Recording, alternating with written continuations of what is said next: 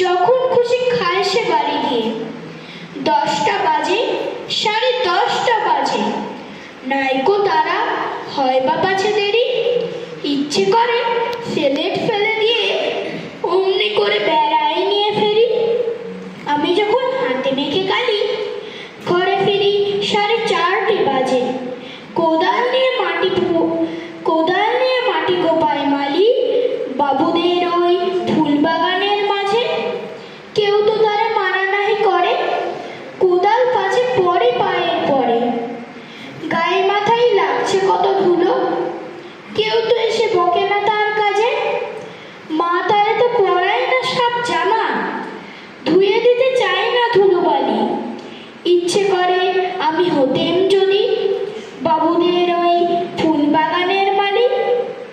একটু বেশি রাত না হতে হতে মা আমারে ঘুম পাড়াতে চায়।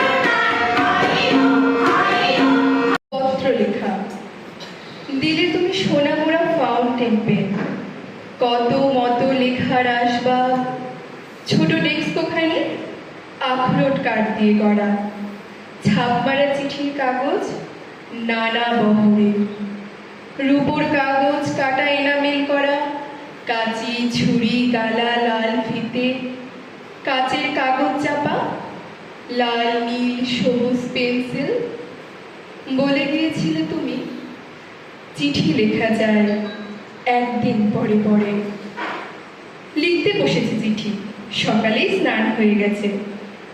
লিখে যে কি কথা নিয়ে কিছুতেই ভেবে পাইনি তো। একটা খবর আছে শুধু, তুমি চলে গেছো। সে খবর তোমারও তো জানা, তবু মনে হয় ভালো করে তুমি সে জানো না। তাই ভাবি এই কথাটা জানাই তোমাকে, তুমি চলে গেছো। যতবার লেখা শুরু করি ততবার ধরা পড়ে। এ খবর সহজ তো নয়, আমি নই কবি, ভাষার ভেতরে আমি কণ্ঠস্বর পারিনি তো দিতে। না থাকে চোখের চাওয়া, যত লিখি তত ছিঁড়ে ফেলি।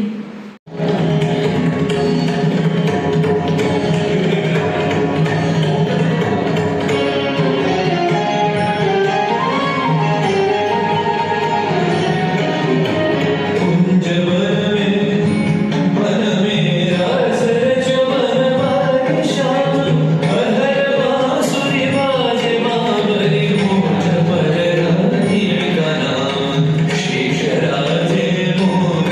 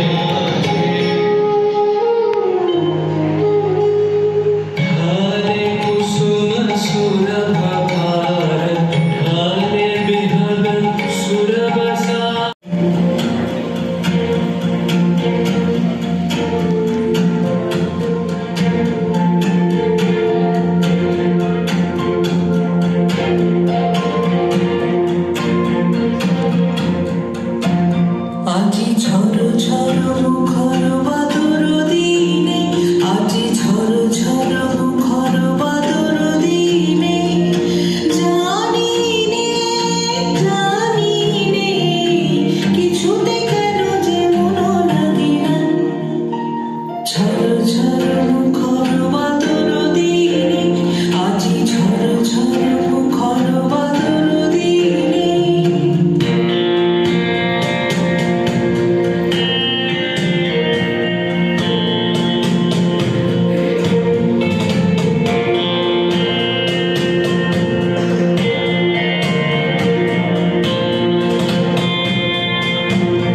এই চঞ্চল সজল পবন বেগে উদ্ভ্রান্ত বেগে মন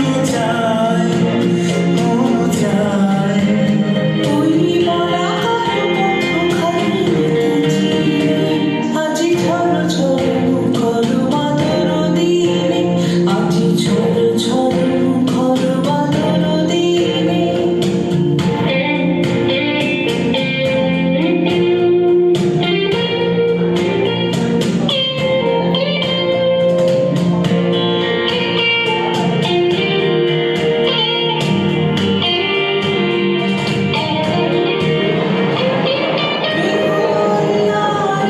সারাদিন মন বাজে ঝরনার গান বাজে ঝরনার গান মেঘমালার সারাদিন মন বাজে ঝরনার গান বাজে ঝরনার গান মনোহারবার জিবেলা পথ ভুলিবার খেলা মন চায়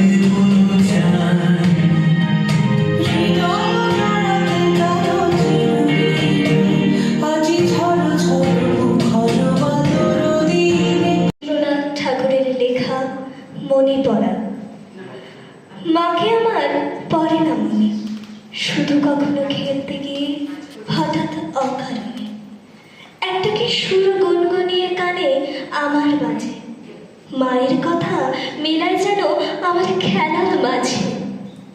মা বুঝি গান গাইতো আমার দোলনা ঠেলে ঠেলে, মা গিয়েছে যেতে যেতে গানটি ফেলে নিয়েছে। মাকে আমার পড়ে না মনে, শুধু যখন আশ্বিনীতে ভোরে শিউলি বনে শিশিরে ভেজা হাওয়া বেয়ে ফুলের গন্ধ আসে, তখন কেন মায়ের কথা আমার মনে ভাসে।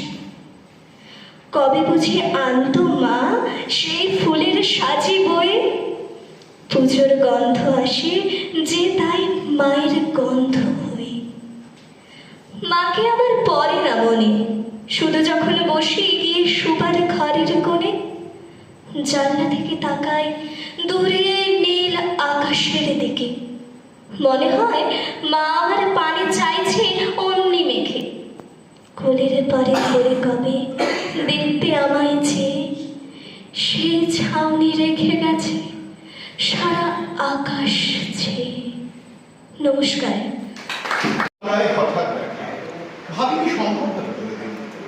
আগে ওকে বারবার দেখেছি, আজ পরেছি কালো রেশমের কাপড়, আঁচল তুলেছে মাথায়, দোলন চাপার মতো চিকন গৌর বুকখালি ঘিরে কালো রঙের একটা গভীর দূরত্ব ঘনিয়ে নিয়েছে নিজের চারদিকে। যে দূরত্ব সর্ষে ক্ষেতের শেষ সীমানায় শাল বনের নীলাঞ্চলে। থমকে গেল আমার সমস্ত মনটা, চেনা লোককে দেখলেন অচেনা গাম্ভীর্যে। হঠাৎ খবরের কাগজ ফেলে দিয়ে আমাকে করলেন নমস্কার। সমাজবিধির পথ গেল করলেন, আলাপ করলেন শুরু, কেমন আছো, কেমন চলছে সংসার ইত্যাদি।